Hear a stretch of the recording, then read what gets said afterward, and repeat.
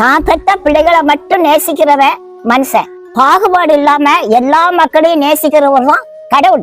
மனுஷர் முகத்தை பார்ப்பான், கடவுள் இருதயத்தை பார்க்காரு. வெள்ளையும் சொல்லையுமா ட்ரெஸ் பண்ணி இருந்தா மனுஷன் மதிப்பான். ஆனா கடவுள் வெள்ளையும் சொல்லையும் பார்க்க மாட்டாரு, இருதயத்தை பாப்பாரு. எந்த சாரி சனங்கிறது முக்கியம் இல்லைங்க. நீங்க ஏழையா பணக்காரரா அதுவும் முக்கியம் இல்லைங்க. நீங்க கருப்பா சிகப்பா அதுவும் முக்கியம் இல்லைங்க. கடவுளோட பார்வையில நீதியா வாழணுங்க, அதான் முக்கியம். யாரெல்லாம் நீதியா வாழ்றாங்களோ அவங்கதான் எனக்கு பிள்ளைன்னு கடவுள் சொல்லுவாங்க.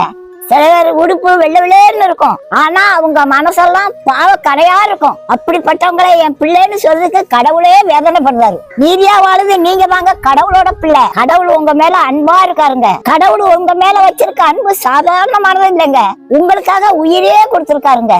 இதை விட பெரிய அன்பு உலகத்துல எதுவுமே இல்லைங்க. நீங்க யாரா இருந்தாலும் சரி, எந்த சாதி சனமா இருந்தாலும் சரி, கடவுளுக்கு பயந்து நீதியா மட்டும் வாழ்ந்துருங்க. அவங்க இல்லப்பா நீ தான் என்னோட பிள்ளைன்னு கடவுள் சொல்வாரு.